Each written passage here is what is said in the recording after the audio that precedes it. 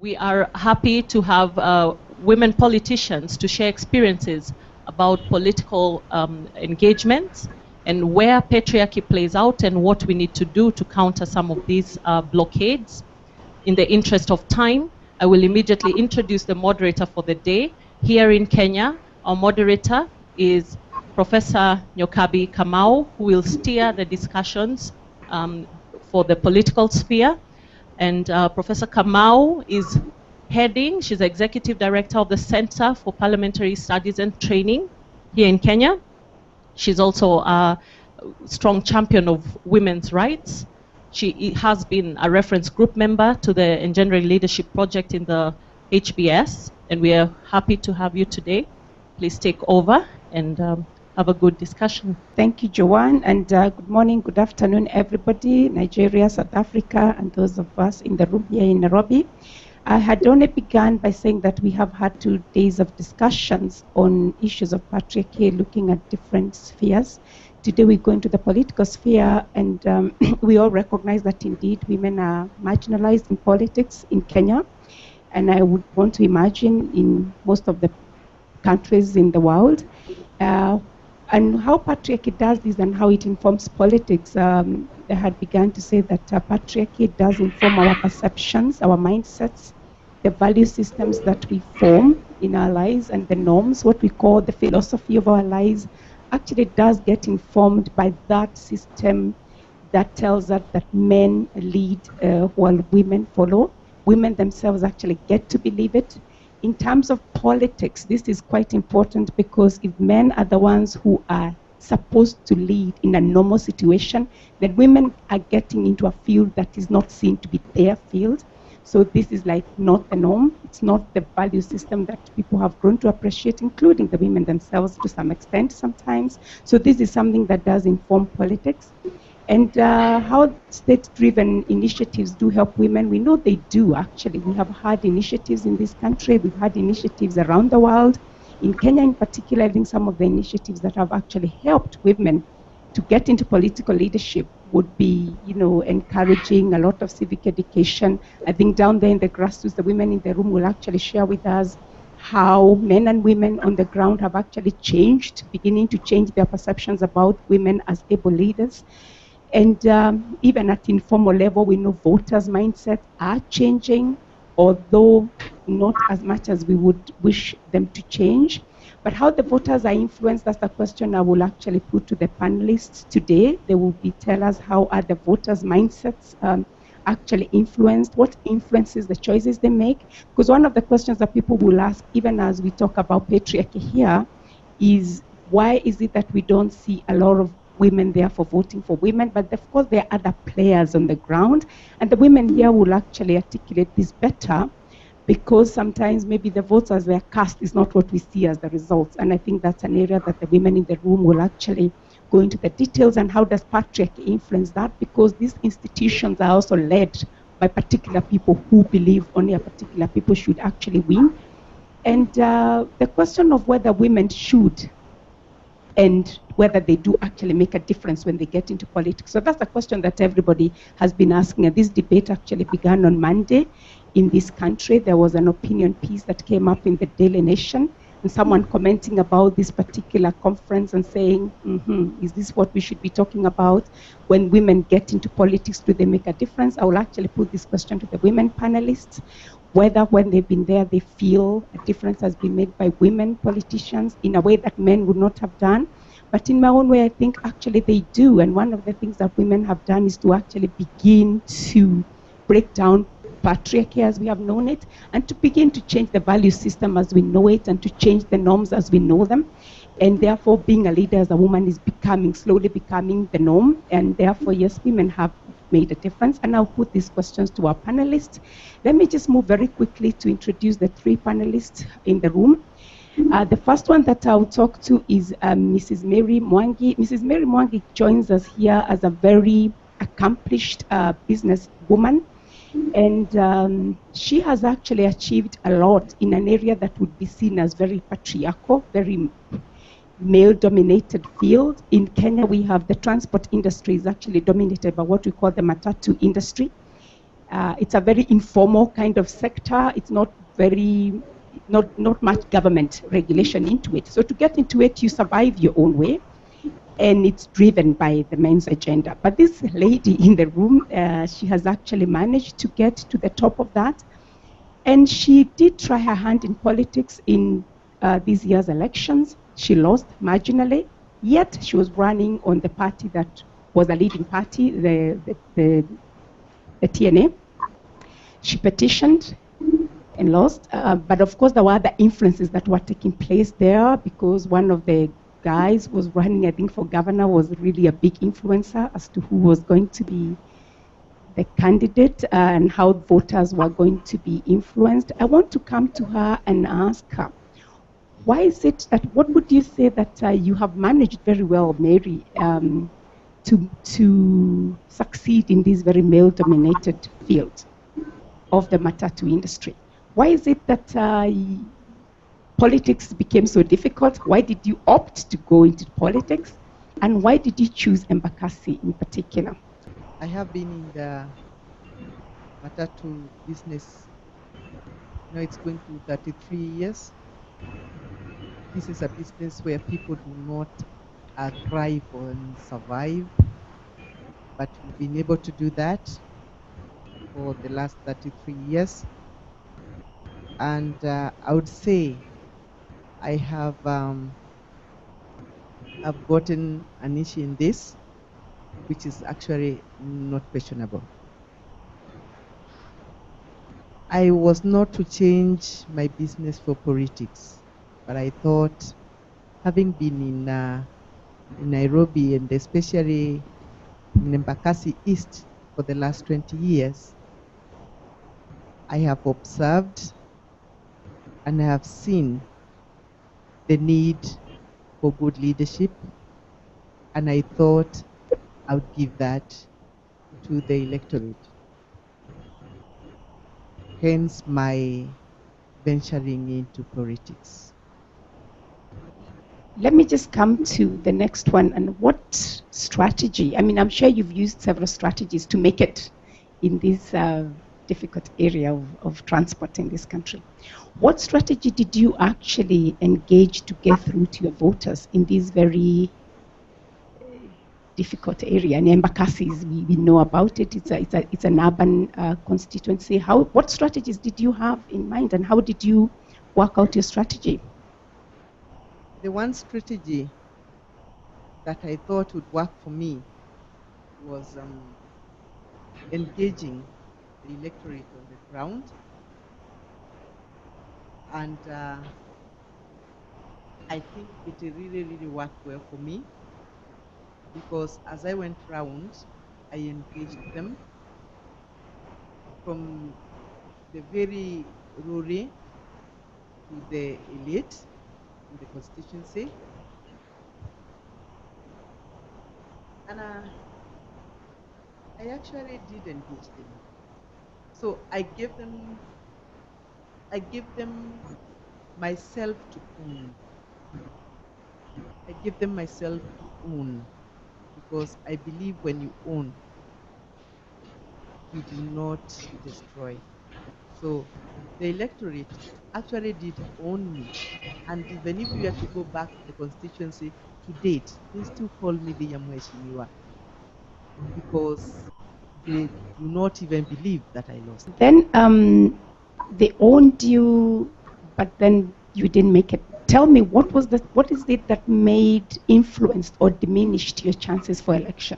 What did you get to understand what was going on that made you not make it, even though the electorate were with you and they owned you, which is very powerful for you to say that they actually owned you, but then that didn't, yeah. Yes. One thing we did not see coming was the involvement of the body that was taking care of the elections getting involved in any malpractices, which they did. One, the photograph that people were used to seeing on my posters. The photograph that I gave to IEBC was not the photograph on the ballot paper. I became too overconfident, such that I didn't see any chance of losing. So I did not bring it up in the morning. Small details that I should have taken care of, I ignored. That was my undoing. When the results were announced,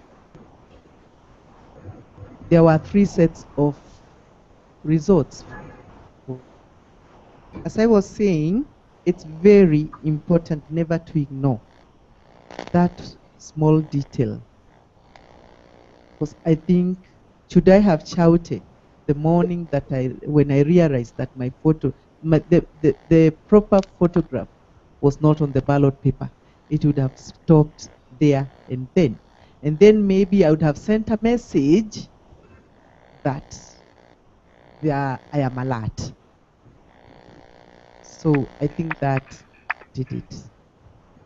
Okay, we'll come back to you, Mary. Thank you very much, because at the end of the day, we'll share all the experiences in the room. Just pass the mic over. Of that party and a very active member of that party. I sit in the National Executive Committee of that party, and in that region, which is the Nyanza region, I actually sit as the county woman representative of the Orange Women Democrats. So I have been a very active member in that party. It is true that in that area, because ODM is the dominant party to the 98% almost, and it is always been taken for granted. But once you win that party nomination ticket, you can almost take that ticket to the bank. But here I was, a very active member of the community, a very active member of the party, endorsed by the party, and still did not make it. One of the biggest problems that women face, even when they are endorsed by the party, is that the whole party, in many cases, does not stand completely behind you. And I want to be very honest. I was running on this party, but there were key officials of the party who were campaigning against me because they preferred my rival, who had also been a member of this party, but unfortunately had opted to go to a different party when he lost the nominations for the party ticket for ODM. So quietly they campaigned for their male friend, who they'd been used to in the previous times when they shared the same party. I want to also say this. It's a bit emotional, but I will try. For a constituency that I had lived and worked in, and for a party that had nurtured right from its conception, when eventually people choose to vote for any other person bearing that party nomination, even if they have not met that person, but opt to leave you out, despite the fact that you're waving their party flag, a party they really love, just because you're a woman, and wishing that, I wish she was a man, then really, you can almost not change anything.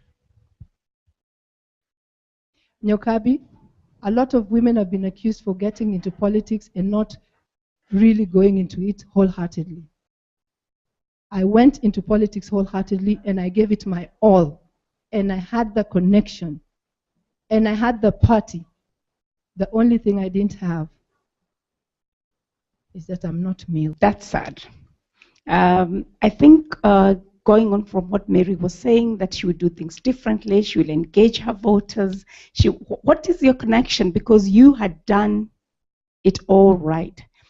What would you say would be, what is the role of parties in actually helping women or helping us to realize gender equality in representation. Here you could also talk about your petition and how it went, because these are other strategies that people can use. Mrs. Mwangi here just mentioned that had she shouted in the morning that the picture was the wrong one, maybe that would have helped.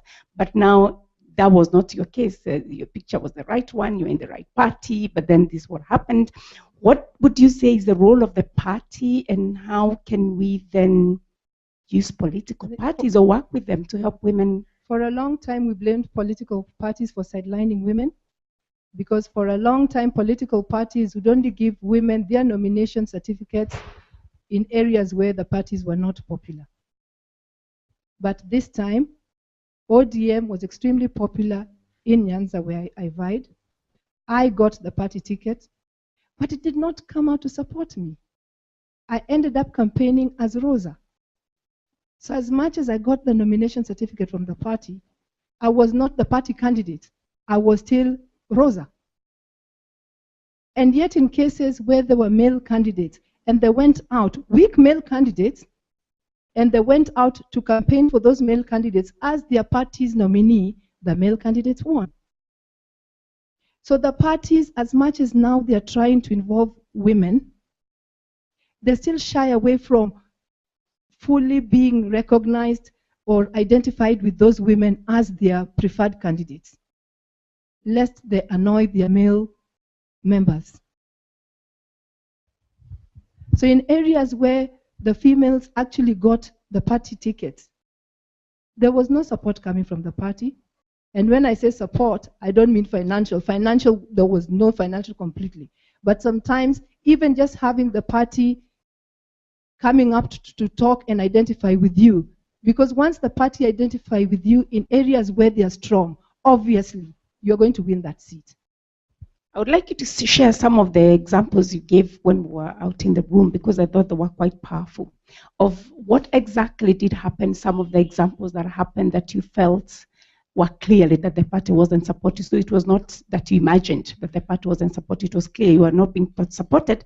And in this, I would also want you to comment a little bit about your petition and how that went and what you learned from it, and the appeal that you have actually lodged. Just to emphasize on the fact that you get the party's ticket, but the party is a little shy to identify with you. During the campaign period, you'd have top officials of this party actually attend some of the functions in our area. And your Kabi, as you're seated there, because you're a leader and you must sit, then you have supporters. A key person would get up and say, yes, it is time to elect women, but women should also know that they must only go for positions that befit them. So what positions you wonder?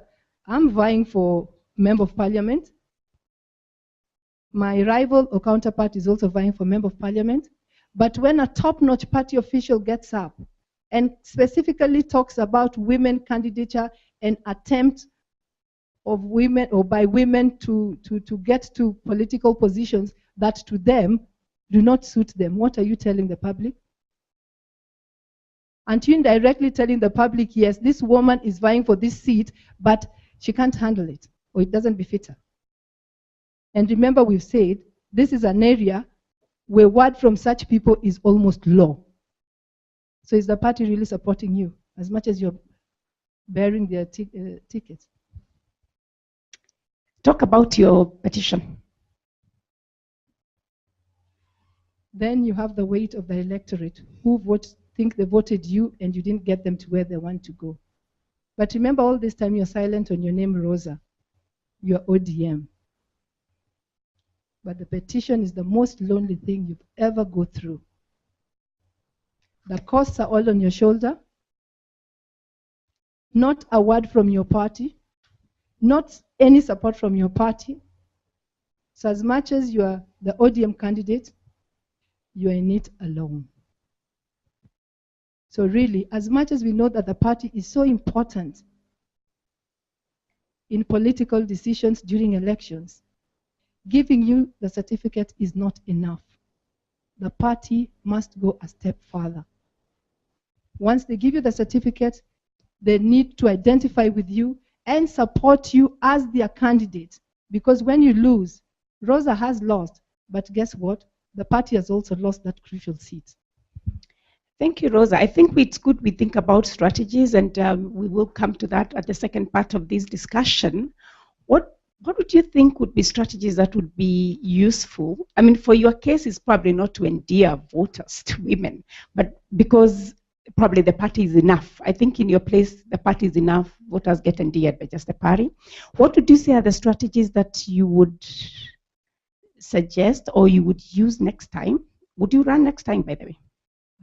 Obviously. You will? Good. I think when you really feel for something, it's not easy to let it die just because you've had a stumbling block. But there's a lot of education that a few key groupings started with political parties, and probably that's how come political parties this time had the courage to hand over certificates to some women in their strongholds, and that education must go on. And the parties must just now be encouraged to do more than just giving certificates, nomination certificates to women.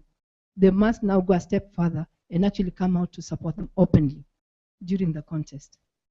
Okay, I will come back to that at some point. Let me move to Ms. Sophia Abdi. Thank you very much, Rosa, for sharing those very emotional experiences. Ms. Sophia Abdi is also a well-known woman politician in this country, and she has actually been a member of the National Assembly for one term as a nominated member. She was nominated in 2008, but come 2013, she made a decision, and we had a discussion just before this sitting here, to run not as the county women rep, which would have been like a given seat for her, but decided to run in the constituency where the competition would be with other men in Ijara constituency. And I want to start with that. Why did you choose to run for Member of Parliament in Ijara and not women rep? I feel that it was important for me as a woman who have been in the women movement for a long time, who believe in women movement, who is a defender herself.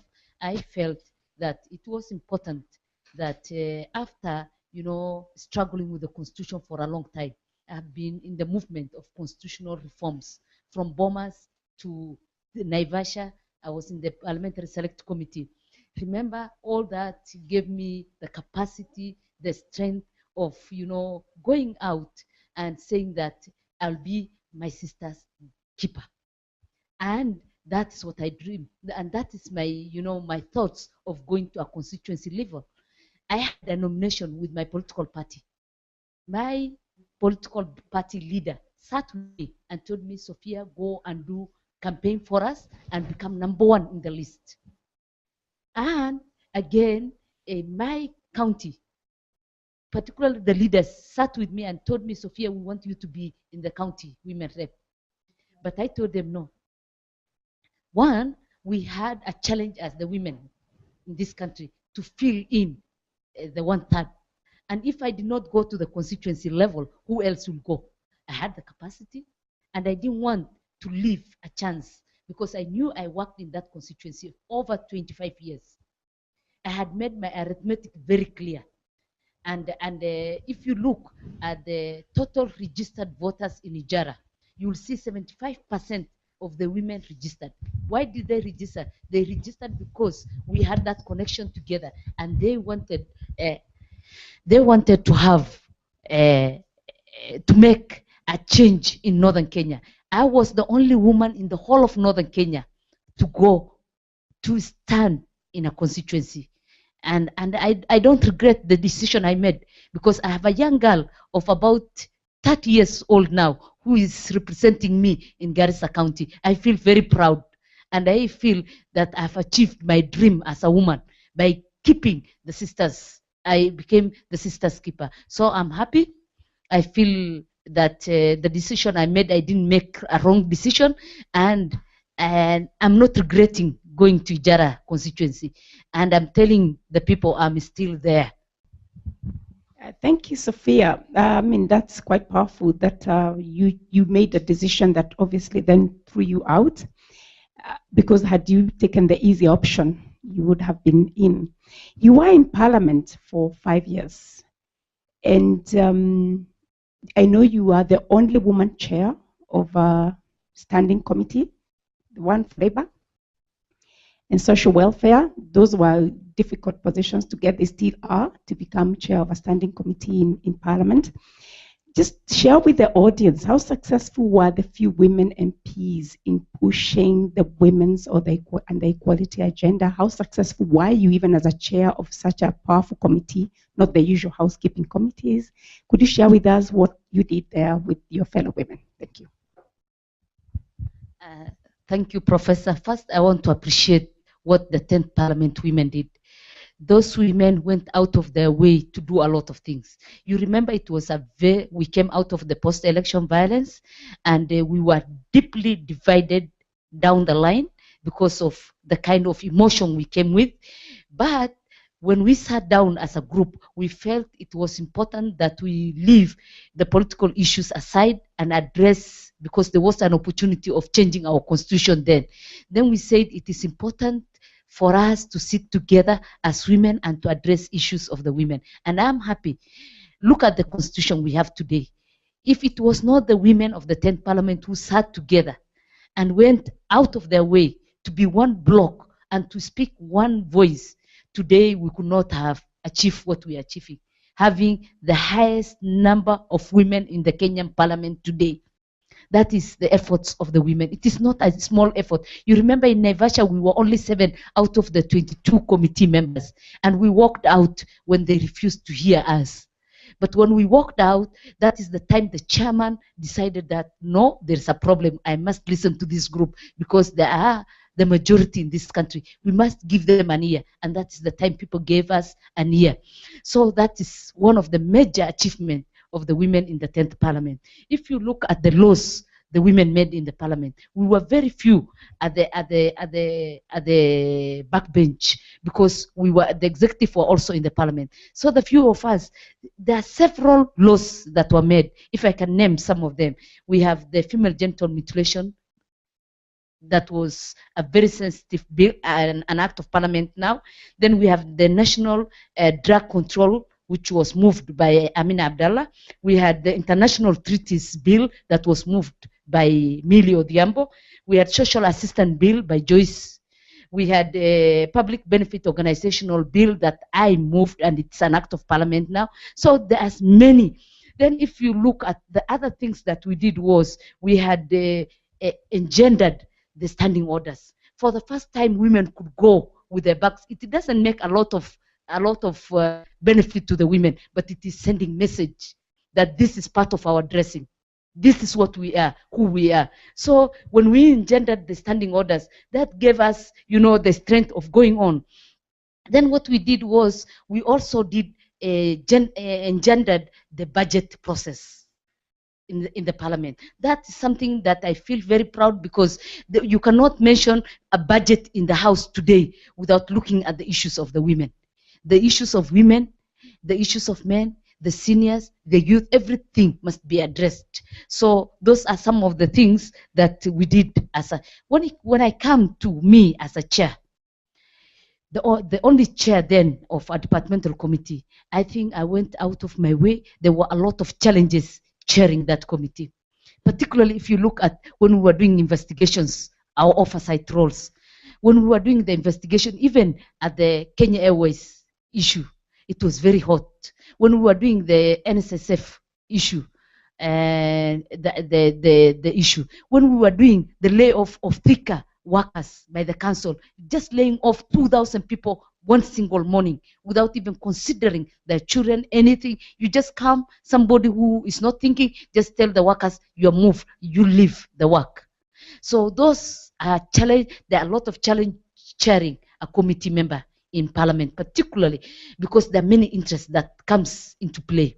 Even your political party sometimes, will come on board, trying to tell you, you should not do this, you should do this. Your closest friends, you might, collide in chairing a committee. So there are many issues. And my happiest moment was when the Kenya Airways women who were told, you are pregnant, leave. You cannot work they were returned to work. I was happy and I slept well. Thank you very much, Sophia. How did you, in your time as a politician and even as someone who has been in the women's movement for a long time, as you said, I think 25 years or more, did you feel the presence of the women's movement as a support system for women politicians? And did you also feel this even at the grassroots level? Is it different at national level and at grassroots level? And how do you see women? I'm asking you several questions at the same time. How do you see women in your part of the region as public opinion shapers or decision makers, if at all? So just look at the women's movement at the national level, at the grassroots level, and at that area where you come from, are women actually shapers of opinion, and how do you navigate through that? Thank you. And first, I'll go to the grassroots level, whether the women at the grassroots level are opinion shapers. Unfortunately, we have a structure at the grassroots level. I come from a male-dominated society where we have traditional structure at play even today, and the structure, the traditional governance structure, the council, women are not members. So they're only men who make that decision, and when they make that decision at that level, then that decision is what is going to be the issue that of the day. So after the traditional governance structure, then we have the religion that comes into play. And once the traditional governance structure say this is the way, then the leaders in the mosque pick up the issue, and they are the second level, the first level that influences all the process and all decisions in the society. So for my case, and the women at the grassroots level were with me. Earlier, I've told you that 75% of the total registered voters in Ijara were women, but they were facing a lot of challenges with the religion, with the culture, with the clans. All that is playing. And the other thing that is key is that we had a lot of violence where, you know, women who were not supporting either their clan or the religion or the religious leaders, they were violated. People were beaten in the queues. There was a lot of violation. We didn't have media. We didn't have women from the national movement that came to do even observation. We didn't have anybody supporting us, particularly in my case, except CMD. Sarah was calling me always, asking me, Sophia, how are things? She could call me when I'm crying, and she could tell me, I'm with you, don't worry. Are you getting? There are very few women that, you know, could support you at that level, at the national level. So what was missing is the link between the national level and the grassroots. That was missing completely. When we say that, personally, I told you earlier that I'm a person who believes in the women movement. And the last 5 years when I was in parliament, even if I was chairing a committee, if a woman movement leader called me, I could leave the meeting and address the issues that they wanted. And I could be in all their meetings throughout. But what happened? When I needed them, they were not there. Interesting. That at the grassroots, the women actually are supportive. But then at another level, I think that's exactly what Rosa too was saying, that it's really the prominent ones, the senior ones. I think Rosa did share with me at some point that it's a more prominent women who, so they become patriarchs. Probably that's a discussion. They become patriarchs in their own way. They become propagators of the patriarchy too. I think it's something to think about. Let me just come to the last question as we wind up this particular session before we go on a short break. To you, Sophia, again, what do you see as the place of clanism? I think you're coming from a place where clans, you've mentioned religion, but clans are very critical. How do they propagate patriarchy, or do they propagate or do they diminish it? Or are they avenues we can work with as we try to challenge patriarchy? And when my clan endorsed me as a woman to be their candidate for the parliamentary election, unfortunately, all the clans ganged up against them. They were called names. So clan is not a channel that can support women movement and women leadership. It's the block that is really, stopping for women to advance in political leadership. So beside my uniqueness of getting endorsement from my own clan, it becomes difficult for them. Even today, some of my clan men cannot, they are shy. They have been abused left, right, and center. They cannot go out and sit with the men and share the way they were freely. They feel that after they endorsed the woman failed because of many other challenges, and they are being the election issues are up to today carried forward, and they're suffering psychologically. So what I do is always, when I hear those stories, I sit with them, I talk to them, I counsel them, and when they see me happily moving in the streets of Ijara, this is the time, they get energy, and they say, oh, she can move, oh, she's alive, she's not dead. We were fearing that she collapsed, got blood pressure. This is exactly the words the people close from my clan are talking about. So even if a clan decides to bring a woman on board, the rest of the clan that surrounds the society differs with them, and they get the worst kind of criticism from the society. So the society norms, the tradition. I'm telling you, after they realized, we were 6 candidates, after the 6 candidates realized that I was winning by far, that's the time they went out. They strategized and they talked to the people in the Council of Traditional Governors, Traditional Governors Council, and the mosques. 65 mosques.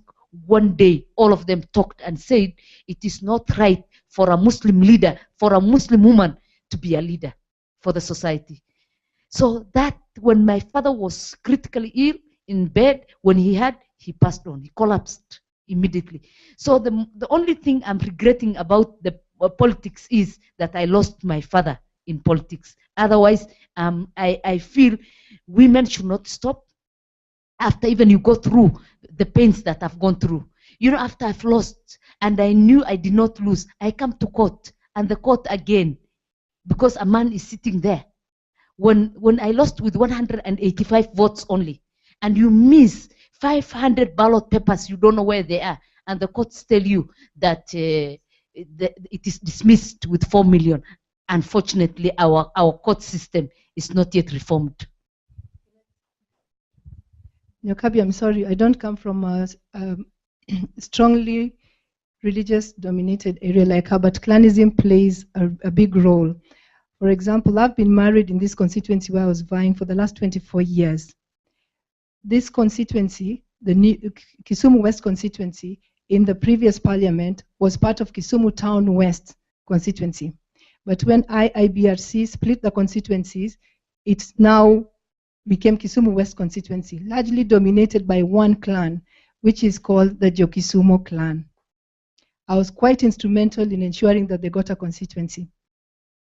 But when it came to voting, they couldn't imagine that they were going to start a new home with a woman, when their belief is always a new home is started by a man. What will we call this home if it's started by a woman? We are all going to die. It doesn't matter how much they like you. It doesn't matter how much work you've done. It doesn't matter if you're waiving the ODM certificate, but we cannot enter a new home with a woman. Because all of a sudden, you have children here, you've been married here for 24 years, but all of a sudden you're not quite from here. You're a foreigner, you're not a Jakisumu. So they'd rather take another man who is a settler here but has been here for a few years, but is a man, he's not a woman. So we can actually start a new home with this man. Thank you very much for sharing those experiences. We'll take a short break, about 5 minutes or so. Then we'll come back to plenary and just interrogate those issues further. We'll start with South Africa, come to Nigeria, and then back to Kenya in plenary to just discuss the issues that the women have actually raised this morning. But just as a way of summarizing this session, I just found it interesting that in different parts of this country, very diverse, one from the city of Nairobi, you have sort of different dynamics there. Then you go to a very kind of rural religion, Muslim dominated area where clans are critical, very different areas, but bottom line, they appear quite similar. You go to another part of the country which is quite urban, and then you see, because Kisumu West is not that rural, but it's a bit rural, urban. They're very passionate, yet you're in the right party again. I mean, it just tells you that we need to think, to get out of this, then what can we do, because we are not stuck. I mean, the end hasn't come. So we'll discuss that when we come back. Thank you very much for your time. We'll be back in 5 minutes.